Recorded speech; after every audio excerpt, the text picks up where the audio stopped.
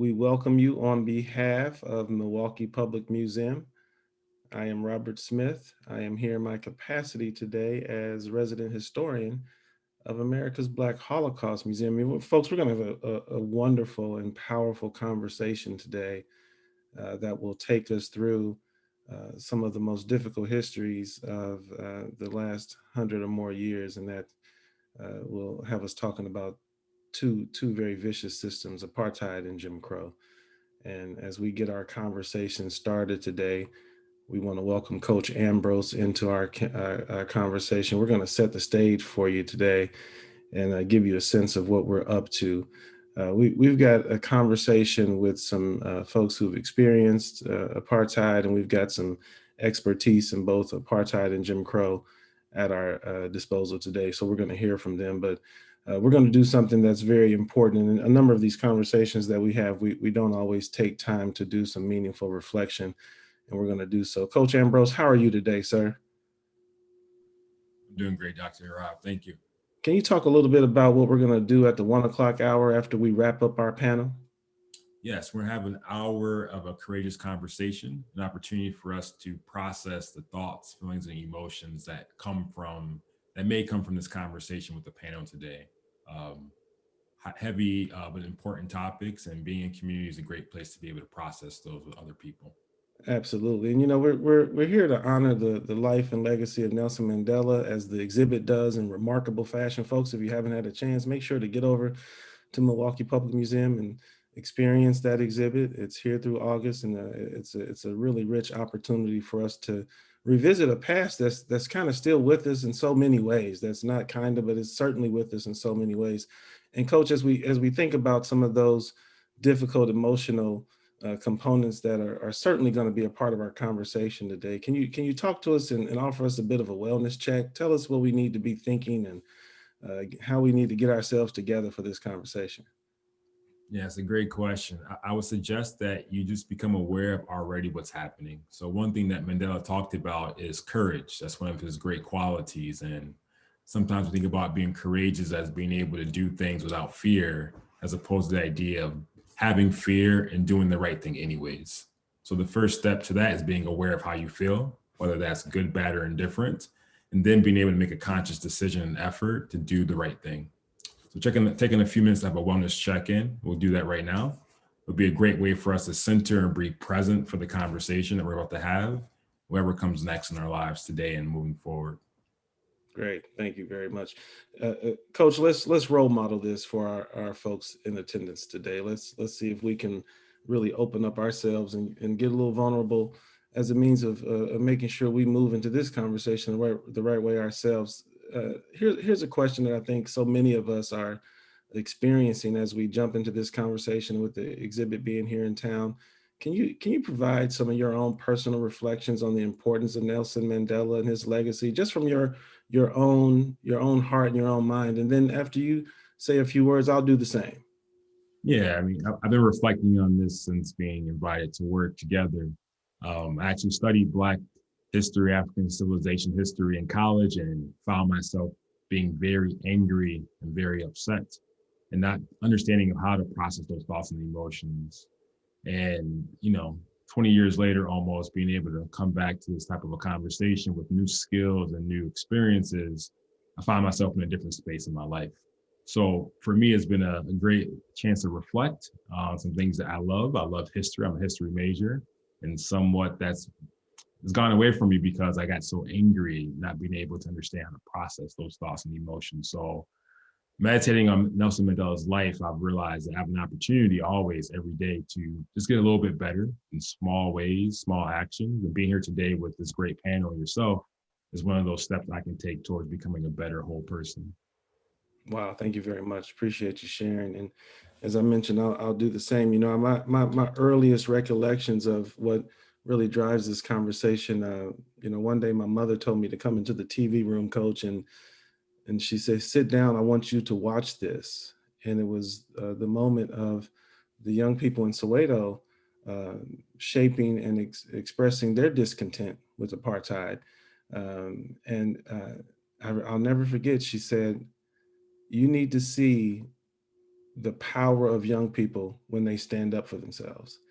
And then she said, you also need to see what their government is willing to do to them.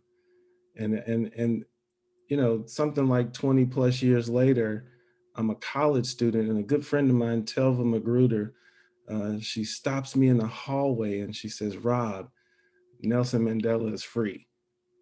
And we hugged and we embraced and we stood there for a few minutes absorbing the moment. And then, you know, another 10 or 15 years later, Nelson Mandela is in so many ways the most respected leader across the globe. And it just, to me, when I think of Nelson Mandela and his legacy, it's important for us to remember this is an individual who, as a freedom fighter, then went on to become this remarkable leader. And more often than not, we don't get to see that happen, you know. And so there's something very special about that journey and about his journey, and then of course about his legacy. Thanks, Coach. Let's go ahead and get this panel going and get some of our other folks into the conversation. Terrence Miller, can you jump in and join us for a minute? Great. Yes, thanks, Rob. How are you Appreciate the doing today? opportunity. Welcome, welcome. You know, Terry, what we really are charged to do in the next couple of minutes is set the table for folks. You know, you've worked for a number of decades in international education. You've been a criminal defense attorney. You've done work in human rights law, particularly around supporting the folks who are experiencing quite a bit of marginalization and mistreatment in Chile. You know, let's for the folks in attendance, let's take just a minute and talk about apartheid and Jim Crow, and let's begin the process of why we are shaping this conversation by talking about both of them together. Can you tell us a little bit more about your connections to South Africa, and then walk us into apartheid, please? Great. Well, first and foremost, Rob, thank you, the Milwaukee Public Museum and America's Black Holocaust Museum for bringing Mandela to Milwaukee. We're the first destination. I've seen the exhibit. Please go. My Mandela 67 is an effort to engage our local community for 67 minutes in community engagement. South Africa is something dear to my heart. Before the Truth and Reconciliation Commission, I was called to do some consulting work for that due to my work in Chile on that Reconciliation Commission. But to really start, we really have to understand the evil of apartheid. And I think I draw upon Mandela, and the exhibit does a great job of describing apartheid and giving you displays and the content. But for me, I went back to The Long Walk to Freedom, Mandela's autobiography. And this is how Mandela describes apartheid. Apartheid is a monolithic system that was diabolical in nature, inescapable in its reach, and overwhelming in its power. The premise of apartheid was that whites were superior to Africans, people of mixed race, coloreds, and Indians. And the function of it was to entrench white supremacy forever. And I think that really sets the tone, because in Afrikaans, apartheid meant apartness. And in 1948, the National Party came into existence, and there's hundreds of laws to regulate races, but the two fundamental laws was the Prohibition of Mixed Marriages Act, was the first law, which were miscegenation laws against interracial marriage, and the Population Registration Act, which artificially created racial categories of white, black, and colored, and really created the whole separation and pass system. And then finally, the other major legislation in 1950 was the Group Areas Act, which created different residential area for different races. And this was what was used instrumentally in District 6 in Cape Town, South Africa, to displace 60,000 people. The Group Areas Act in total displaced 30 million Black South Africans, more than 70% of the population, who were moved into 13% of South Africa's land. So it's really important to get the magnitude of how entrenched apartheid was into the very fabric of South African laws, culture, policing, housing, education, and this apartness. Rob, tell us about how Jim Crow also created two separate societies. Absolutely. And it's really, in so many ways, very similar to the description you just provided of apartheid. And in fact, we know the architects of both systems borrowed strategies from one another. And one of the key areas and key ways to do so was to entrench that kind of evilness deeply within the legal system.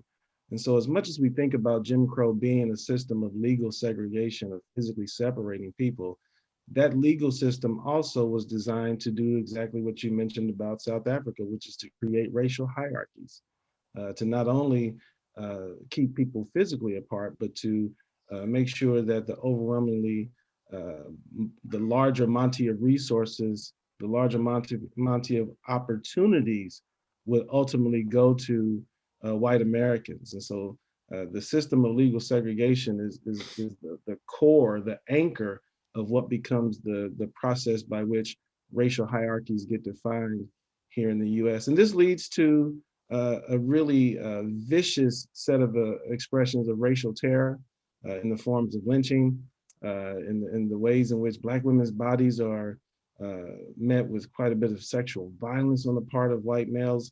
And then, of course, this system spreads out across the nation. We oftentimes in the US suggest that this was a Southern phenomenon, but racially restrictive covenants were just as prevalent in the so-called North. Our own urban landscape is still overwhelmingly defined by the history of racial segregation. The US experienced its own versions of physical removal on the part of urban renewal, through urban renewal, and the ways in which that moment in American history disrupts urban spaces and Black communities in particular. And we also have this longstanding history with folks being denied access to the political process. You know, there's a long history of folks being denied the right to vote. And so all of that is deeply woven through the system of Jim Crow. But you know, you and I can talk about the structures and the academic versions of this for days and days. Let's get some of these other folks, the real voices of today's discussion into our conversation here. Let's begin with Mrs. Abuli Nshingwa. Sorry about that, Abuli Nshingwa. Please join us. You are joining us from Cape Town. Indeed, you are an investment principal for Emergence Investment Managers. You lead deal origination, investment processes, and you manage equity and debt funds and all that. So thank you for joining us, Abuli, all the way from Cape Town today. How you doing today? I'm well, and how are you? I'm very good. I'm very good. It's good to see you again. Thank you for your time today. And we're going to get you going in just a second. Let's get these other panelists in. Miss Jennifer Fredericks Reisenberg, please join us. You are here in Milwaukee. We know that you indeed work over at the Academy of Excellence here in Milwaukee, but you are also from Cape Town, South Africa, moving here to the US in 1997. Miss Jennifer, how are you today? I am well, thank you.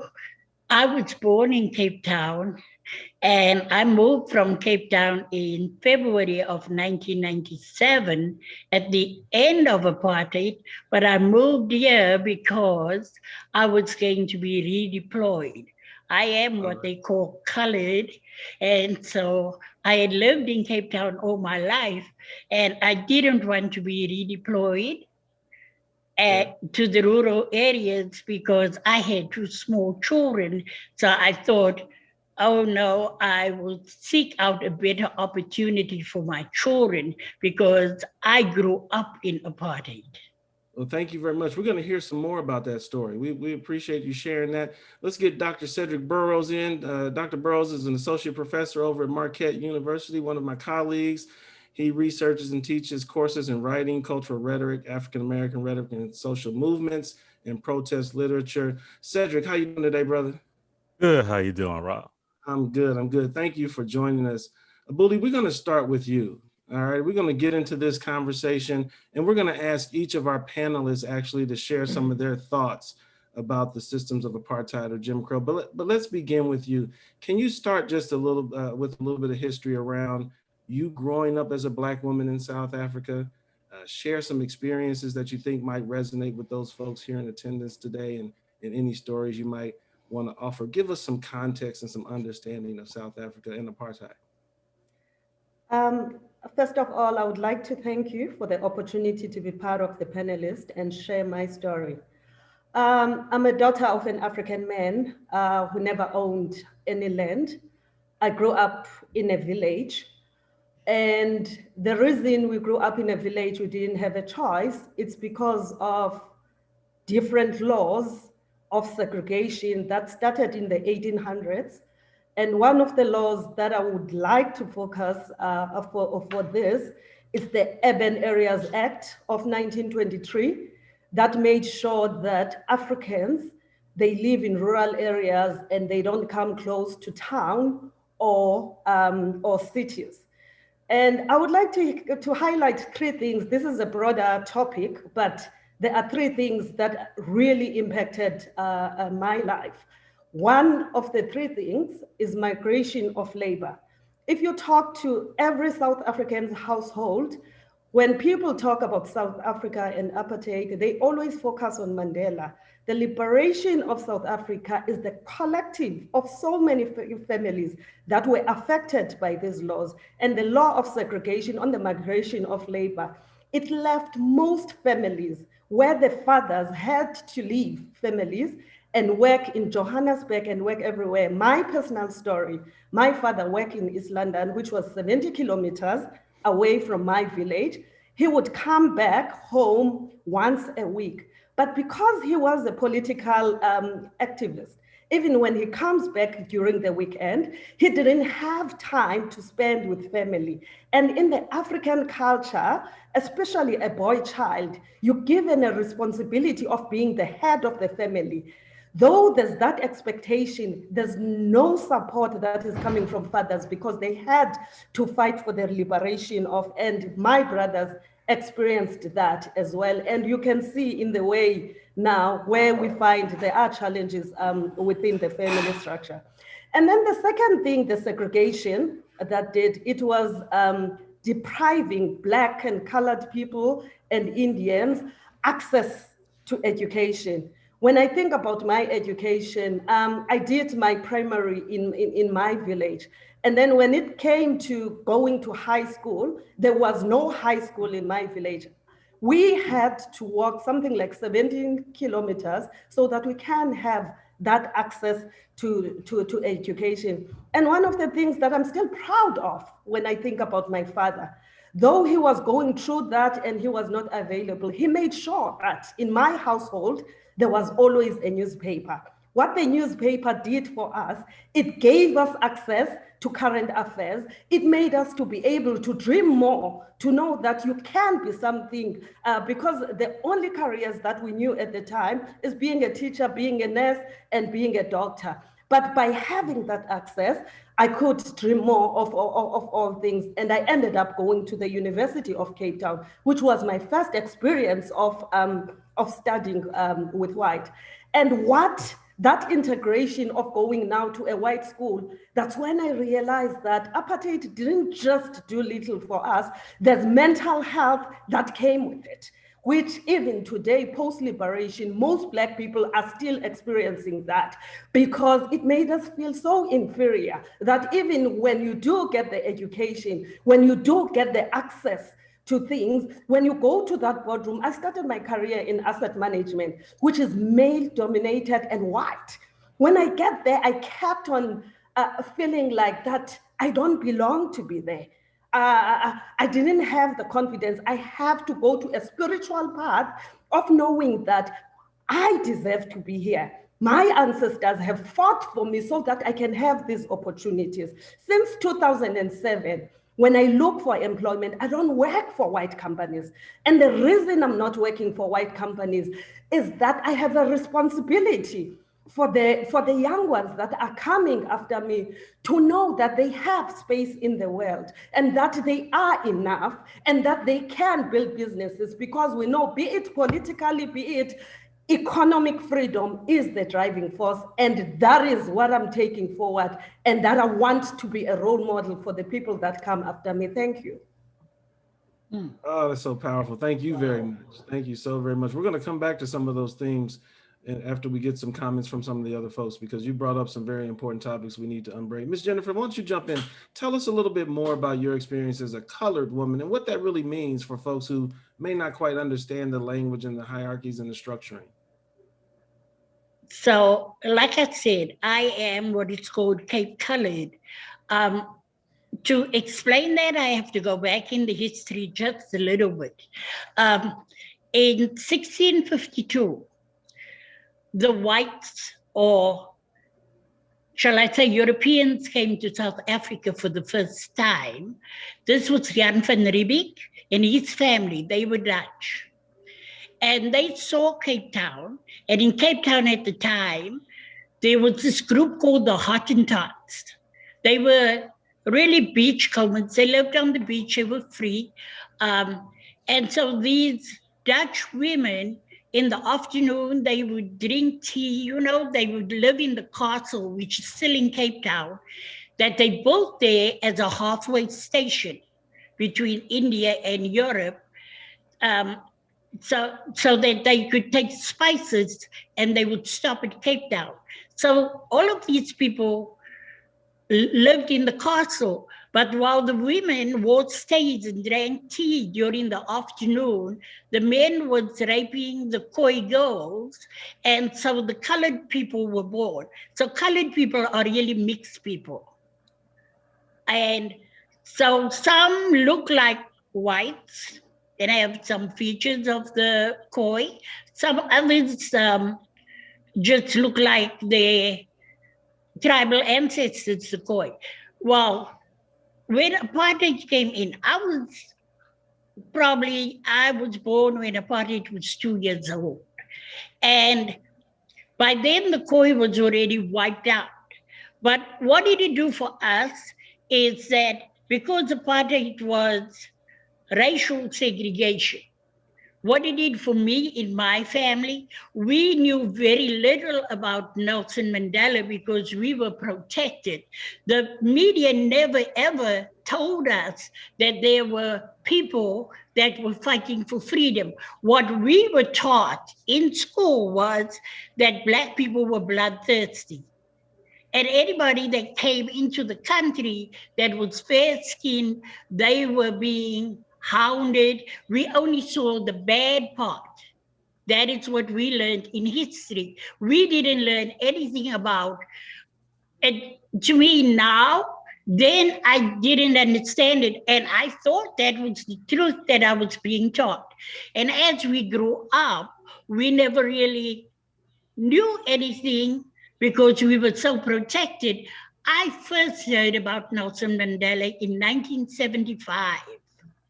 At that time, I was 19 years old, as did many of my other colored friends and colleagues. We never knew. And it was a big shock for us when that first riot happened on June 16th of 1975.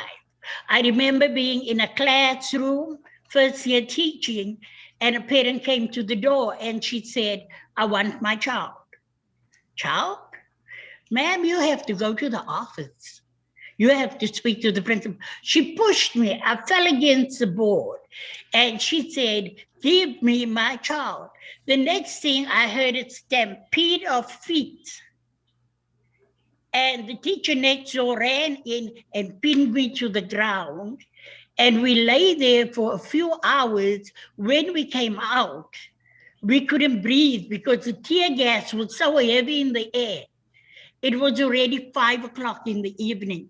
We had to get home, but we couldn't cross the road to go home because of the tear gas. The police had shot on these little primary school children, 6, 7, 8, up to 12 years old. They had just let out the tear gas. And that's why the parents were running. And from there on, every year, around about June 16, June 17, there would be a riot, right up to 1986. And all of that time, that was the first time that we became aware that Mandela was in prison.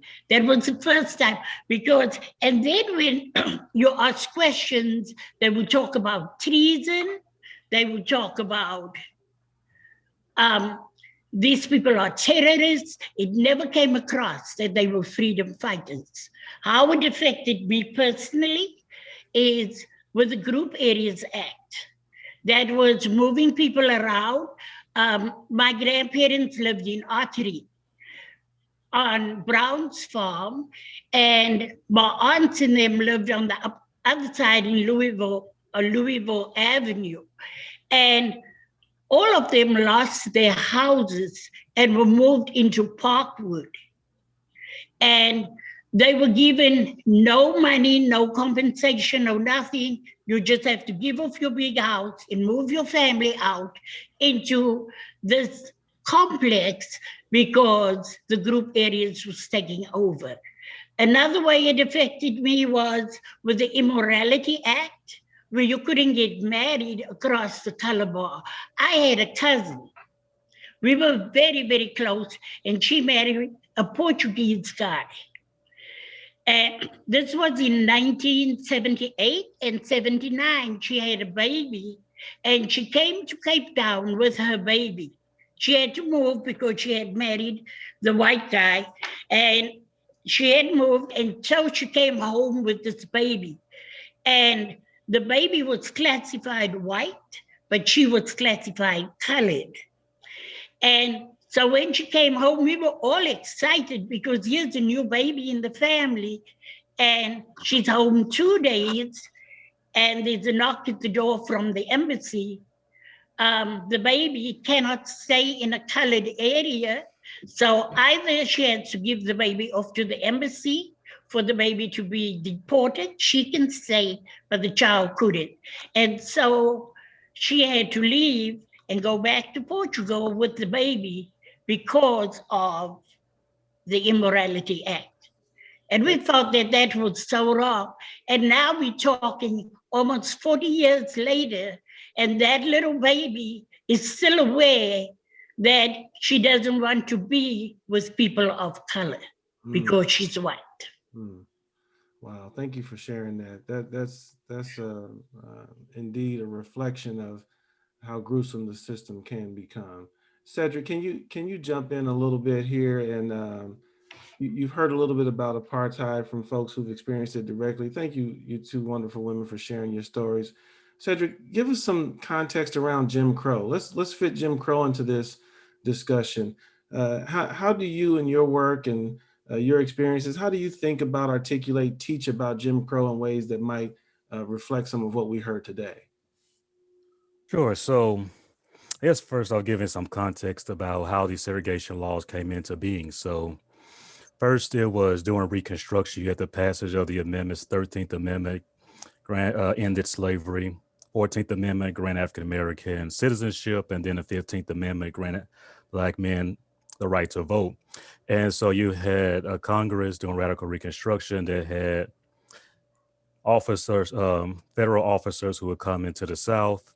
And then they also passed civil rights acts as well to end discrimination in various forms. But then you had the Supreme Court begin to say that those things should be regarded by the states rather than the federal. And so the states began to pass their own laws, and it culminates in the 1890s. So it culminates with the passage of Plessy versus Ferguson. And that's where the Supreme Court ruled that as long as it was separate but equal, then segregation could be implemented. And so what happens is that in the South, especially, you had segregation laws. And so on the surface, it said it would be separate but equal, but it was far from equal in a lot of those cases. So one of the things that I teach students about segregation is rhetorically what it meant for people and what did it tell groups black and white. So for example, if you're going into a theater, white people, they will pay in the lobby and they can go through the lobby and they can sit on the floor and watch the movie. Whereas blacks, they would have to go on a side door in an alley and go up a flight of stairs and in the balcony and watch a movie. So on the floor, they would clean the floors. The seats were comfortable in the balcony. This, they didn't clean it up often. The seats were very hard, and they also had to hear the projector in the background. So that it told them in various ways who was important and who was not. Or another case would be a water fountain, so that you go to the white water fountain, it had cool water in it. It had a lot of water coming out of it. Black water fountain, sometimes that the water may not been that much water coming out, or the water was warm. Or another case, even with schools, that a lot of schools had a lot of resources. They were white. For black people, they would have hand-me-down textbooks from white schools, if they even had those. They didn't have a school bus in some areas, or in some areas in high schools, blacks didn't have a 12th grade. So it limited a lot of their options in those cases. And even going shopping. So if you went to a department store, and if a black person came in first, but a white person came in afterwards, they would wait on their white person, and a black person would have to wait, or even trying on a hat. Black people couldn't try on hats. So various things to tell them that they didn't belong or that they were inferior in those cases. Even in the case of going into a restroom, that you may have a sign that says white man, white woman, then you have one that says colored.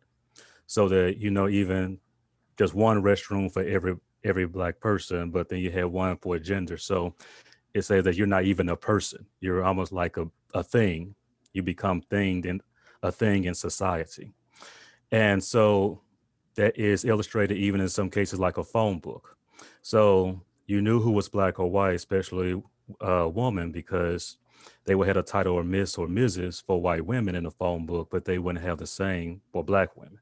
So society itself reinforced in dominant culture that black people were inferior and they didn't have the same rights as black people. And in the process of doing it, then they would have to justify a narrative as to why they have those type of systems in place. And so you would see that in the way they talk about American history. So this was the beginning of what was known as the Dunning School.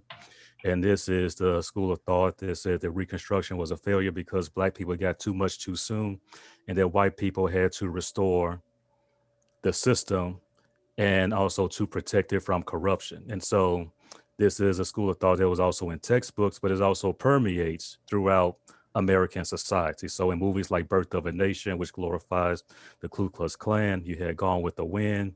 So people think that it was just regulated to the South, but really it was an ideology that spread all over the country. So even like in the North, some parts in the South, they had sundown towns where you weren't allowed to be there past a certain time. And so also even in Congress, because of the fact that African Americans were disenfranchised, you had the Solid South. And so you had this group, Democrats, who basically controlled a lot of things within Congress as well. So we often think that it was regulated to the South, but a lot of those things affected a lot of ways of life all over the country as well. Absolutely. Thank you for that history. And there is something that you mentioned that's really critical, and we can't underestimate the importance of scientific racism, the scholarly, so-called scholarly support granted to white supremacy. Now we know that that's pseudoscience, but even those kinds of intellectual traditions that support white supremacy still find their way into our day to day. And so we'll come back to some of that history in just a second. Terry, let's get you back into the conversation. You've heard some wonderful reflections from these two awesome women. You've got some information here from Cedric around Jim Crow. Give us some thoughts. You know this legal world, and you've been to both countries doing a lot of work. Talk to us a little bit more. So I'm just amazed about, and Rob, you already mentioned this, how similar these social systems were, both in legal framework and in the way they impacted everyday life. We started apartheid means apart in Afrikaans, and Plessy versus Ferguson, the 1896 decision by the US Supreme Court, started this term, or had fundamental in that court decision, separate but equal. And so it's this idea of apartness, apartheid, and separate for Jim Crow laws. And I think that what we saw from really from that decision in Plessy versus Ferguson until Brown versus Board of Education, in 54, we saw the Jim Crow laws regulate a whole way of life and separated for employment, education, public facilities. I think, for me, this essence of land, Booley and Jennifer both talked about land being separated from the land. And I think of Cedric, also alluded to this, the belief that there was going to be, after the end of the Civil War, during Reconstruction, that the enslaved people were going to receive 40 acres and a mule. And this idea of repaperations, of giving the land, and that never developed. It was a sharecropping system, as we know, and then because of the terror of the Ku Klux Klan and lynchings in the 1910 to 1930, we talk about this great migration, where the enslaved people migrate to the north, but then once again are again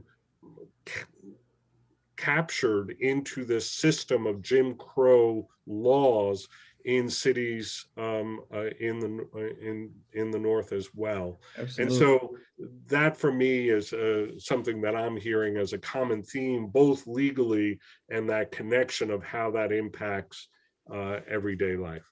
Absolutely. And the systems indeed have such striking parallels in the ways in which it dehumanizes. And Booley, I want to come back to you and get you back into the conversation. If you were to give folks who don't really know, who don't understand the history, who aren't as close to that history as you are, could you tell us some of the more gruesome components to apartheid? What would be some of the things that you want to make sure that we know about apartheid and how abrasive it actually was? I think one of the things in my personal experience, I said that my father was an activist, and he was involved on the underground of Umkhonto weSizwe. Because he was living in a city, he will come back to the villages and bring youth that wanted, and some of them now they part of the South African force, And we knew as the family that every weekend, because they know he's coming back, there will be a police raid. That trauma, even post the liberation, there's no trust between Black people and the police. So when we read what is happening in the US, we can relate because that is our experience, and we can't trust even the way now they try to monitor crime. It's still having that mentality of not being liberated, even from our Black policemen, So those are the things that continue even post the liberation.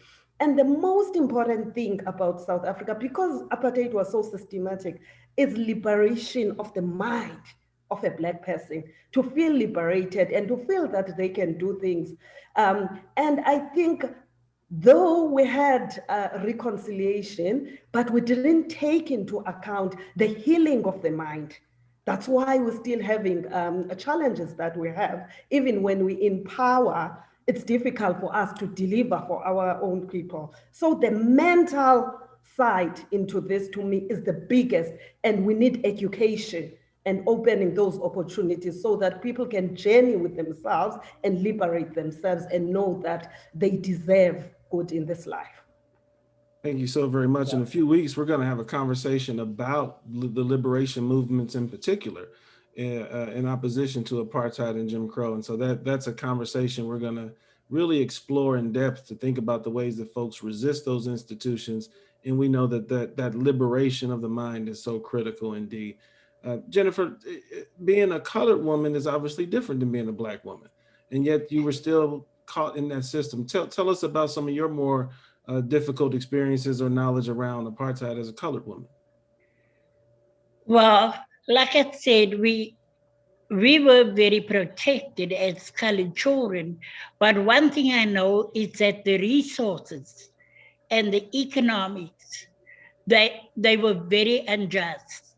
If you only just looked at the health system, for white people, there would be 12 doctors for one person. So if a white person was sick, there would be a doctor for his hands, a doctor for his feet, a kidney doctor, a heart doctor. For the colored people, there would be one doctor for every 30, 40, maybe 100 people, but that doctor would be a general practitioner that would take care of all of your needs. So you would go to that one doctor for everything that you need. And I do know, and I experienced it, I saw it for myself. There was a hospital in Johannesburg called Baragwanath. And I used to watch this hospital all the time because it used to disturb me.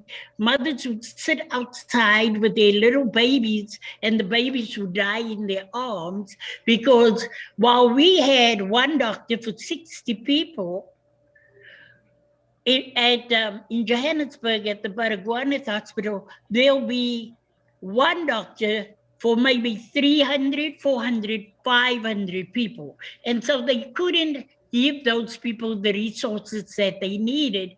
And the babies would die in the mother's arms because they're sitting outside waiting for help. And while they're sitting there, they're hungry, they're thirsty, but they can't move because they don't want to lose their place in the line. And that was very sad. And not only, that was not the only thing that was really hurtful, was if you went to the bank for a loan, and we saw this, I saw this happen a lot of times, and some of the people in my family pointed this out to me. When Europeans come into South Africa during apartheid, they'll come and their shoes will be scuffed up, their coats will be torn and broken, and then they'll be there for about a month, and then they get a manager's position, and then they get a house, and then they get a car. And so they were privileged all around, and they had these big jobs that they weren't doing the work for, but they were getting the money for. As colored people, we were fortunate enough to get bursaries to go to school to become nurses, doctors, no doctors, sorry, nurses and teachers and secretaries.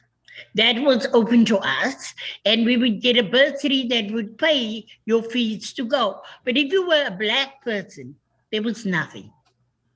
No, you didn't get anything. And that is the honest truth. So I went to college in Salt River. I had to drive. I go on the train every day, and I was able to sit in the first class, the soft seats, but it was very expensive. And they looked the same as the carriages the whites had, and there were very few people in there. In the third class, it was hard green seats, just hard. And the third class would be so full that people would be pushing and shoving, and sometimes even push each other out of the train into the line. So people would have been amputated their feet and stuff, and they would die, and nothing would be said about it. It was like it was just something that was normal. And that was things that I experienced. But what really opened my eyes to the apartheid system was when my uncle died. He had worked for a white family for probably 60 years. Since he was a teenager, he was on this farm. And they had called my house, my parents' house, to say that my uncle had passed. And you know how, as colored people, we always like to, when there's a funeral, somebody dies, everybody comes and dresses up. And I spoke to the white farmer myself, and I asked about the body. And he said, oh, you don't have to worry about a thing. We insure our workers. And so we will take care of everything. So I delivered that message to my dad, and he said, call back and ask when it's a funeral. So I had called back. The funeral was going to be out in Paul at this, while we thought it was going to be a church. And like we have a funeral, we're going to view the body, we're going to come together as family, we're going to support each other. But the morning that we went to the funeral, we came up to this farm, and there was a big church by the side of the street, but it didn't look as if there was anything happening over there. And we were a little confused, and while we're trying to figure out where the funeral is, this lonely minister comes walking through the trees, and my dad asked him, we're here for Fredericks' funeral. And he said, oh, yes, but it's not in this church, because his bosses, they belong to the church, he doesn't. So if you go down the path, but we could drive to there, there's a shed, and that's where the farm workers go. So we went over there, we drove down, and when we got there, it was just an empty shed, doesn't even look like much, with a few benches, but outside, there were two chairs, and my uncle's body was sitting, the coffin was sitting on the two chairs. And my dad says, can we take this inside? And he says, no, because we only keep church for the farm workers over here, but he's not to have a burial because he's dead now. We can't take his body into this shed. Anyway, the service lasted for about 30 minutes. It was very dry. And then he said, well, now you can leave. We are going to bury this body. And my dad said, but we would want to see our brother. You know, the saddest part, and I think that is the day that I really realized how difficult apartheid was. My dad said, can we see the body? He said, well, I guess it's okay. He was the only person there at the church. We were all dressed up. Well, at the shed, not at the church. We were all dressed up for this funeral because we're burying my uncle. My dad goes to the car and gets a crowbar, and he opens the spine casket with the crowbar because it's been bashed down. And when he opened it, we were so shocked. My uncle was a very big man, but they had made the casket. It was handmade, of course. It was just pine wood, but because his body didn't fit, they smashed his face, smashed his body to make it fit, and then had nailed the coffin closed. I was so hurt. I was so deeply hurt. I wrote a letter to the newspaper, the Cape Argus, and I wrote to the editor, and I explained, like, I feel that we've been doubly bereaved to be treated that way. And after that, so many letters came into the editor.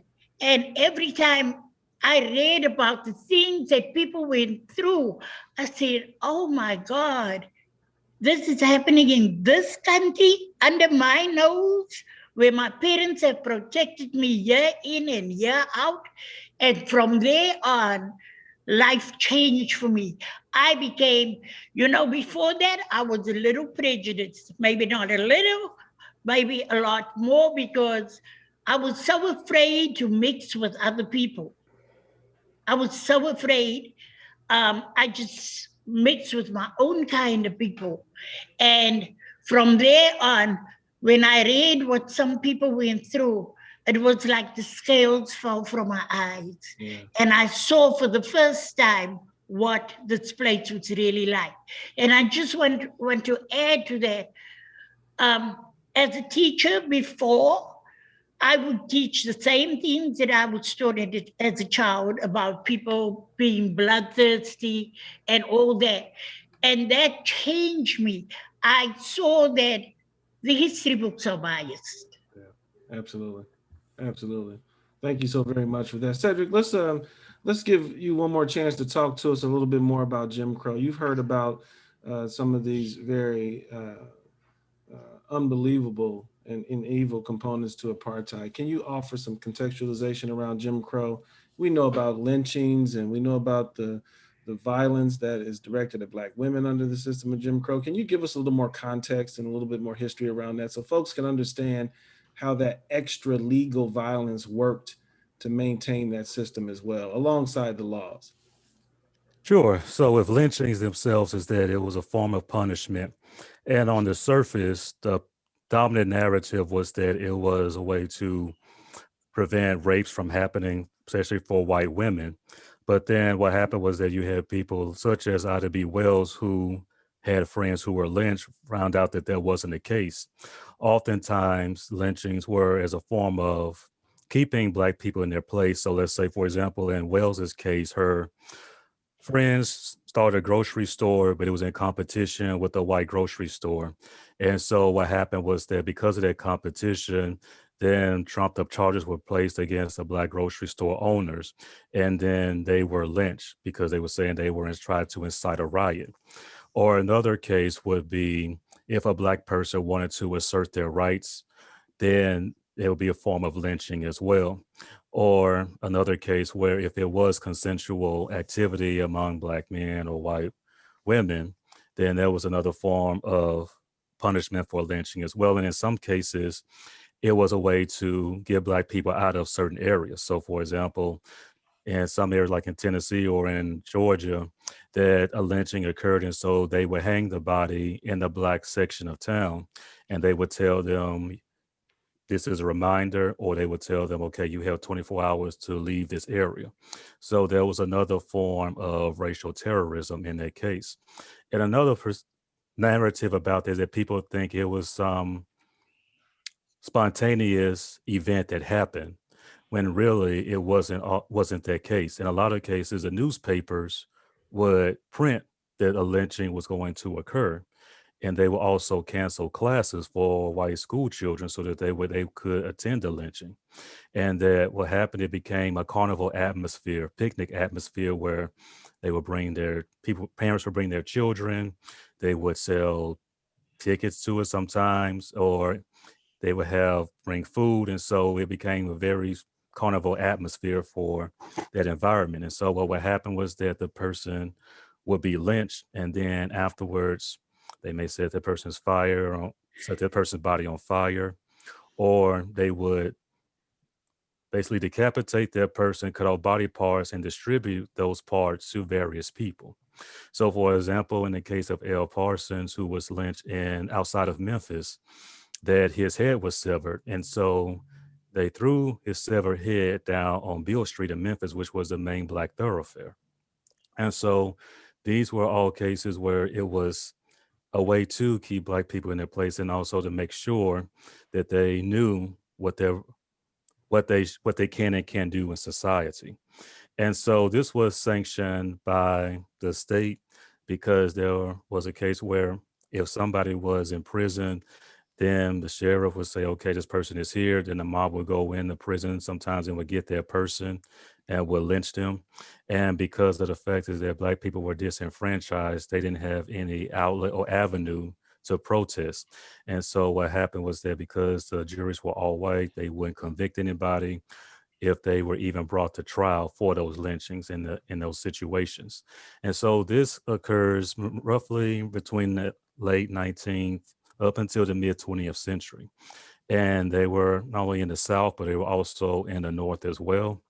And there were instances where there was a law to be passed to try to make lynching a federal crime, but it was thwarted by the Dixiecrats, Southern Democrats in Congress.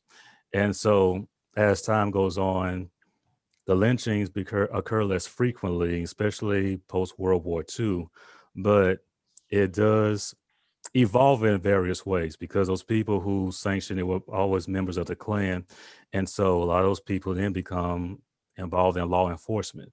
And so with African Americans, especially begin to move into the cities, you would have those people who were part of the Klan who become police officers. And they were known in Black areas, especially for police brutality, and in the case of women, sexually assaulting Black women. And so in those areas, especially in southern cities, that there were enough complaints that there was a beginning of having Black police officers in those southern areas.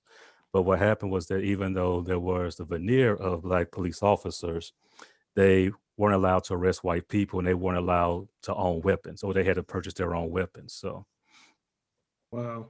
Yeah, thank you very much for that. It really is important for us to make sure we understand that context. We've only got 5 minutes left, folks. And so there's 5 panelists, and we're going to give each of you a quick moment to answer this question that I sent out to all of us. And I want to make sure to get us all thinking about this as we move into our courageous conversation after this. Why are these histories important to remember? And so we need you all to be pretty brief on this, if you can be brief with that question, which is probably unfair of me to do as your moderator. And I'll begin the process by just saying that I think that these histories indeed are important to remember. One, because it begins some process of healing. Now, where that takes us down the road, I don't know any of us can fundamentally predict. But if we don't revisit the histories, then how do we ever get to a place where we can really heal from these travesties? And so, Terry, you want to jump in and answer that question first for us, and then folks, please be brief. We're 3 minutes out. Yeah, I just think these histories are critical because the structural injustice still permeates both the society in South Africa and here in the United States. And therefore, if we're not aware of these history, we cannot be social justice advocates like Mandela, like Booley's father, like so many other people here, Black Lives Matter movement, in order to bring down those unjust structures. We need to understand that history and where they originated from. Thank you. Jennifer, how about you go next, real quick? I want to add on to what Bully said, the mental health issue, because I still find that sometimes, very unconsciously, some of the residue of apartheid comes up with me. Just a very short example, I was visiting some friends in Fox Point, Wisconsin, and there were a whole mixture of people there. And I hate to say this, but it's true. There was a Zulu girl there visiting from Durban, and I felt very uncomfortable, but I realized that that was because of apartheid and the time we couldn't mix. And though I felt uncomfortable, when I actually got to speak to the young lady, there, she was intelligent, she was smart, she was beautiful. And I think there are still a lot of people that hold on to the old prejudices that from apartheid time, I am able to address mine, but there are still a lot of people that still have those vestiges of what happened then that are unable to move on. All right, thank you very much. Cedric, really quick, and then Bully, we're going to give you the last word. We got 1 minute left. We're getting there, Milwaukee Public Museum. all right. So I'll make it real short. So these stories are important because it shows where we are and where we need to go as a society, and that it also reminds people that our voices do matter. Yeah. Absolutely. Bully, close us out. Why is it important for us to revisit these histories and to learn this history?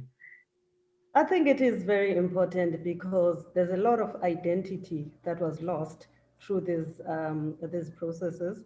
And also there's a lot of language, there's a lot of culture. And when you don't know who you are, it's difficult to know how to move forward.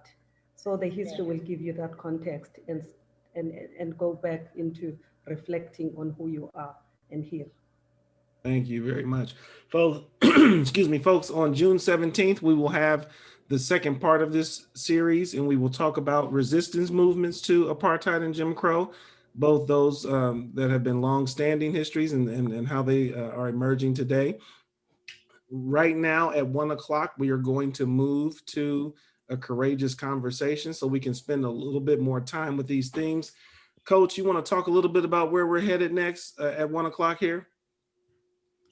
Yeah, wow. Let me take a deep breath. Thank you for all of your stories and all of the history that you shared today.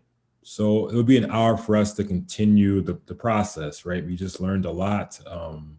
You might be having some thoughts or feelings or emotions that are with you. So we're going to provide a space and a framework to be able to speak about this in a courageous way. We'd love to have you join us for the next hour. Thank you. Thank you. Thank you all very much. Thanks, Thank you, Rob. panelists. Great job. Thank you so very much. Thank you. And thank you all for joining us on behalf of the Milwaukee Public Museum. Want to also make sure to give a shout out to America's Black Holocaust Museum. Folks, we thank you for joining us today. We will continue our conversation in a separate Zoom. Ann or Aaron, you want to drop the link to the courageous conversation into the Zoom chat so that folks who maybe haven't had a chance to join can join us here very shortly, and then we'll close out this conversation.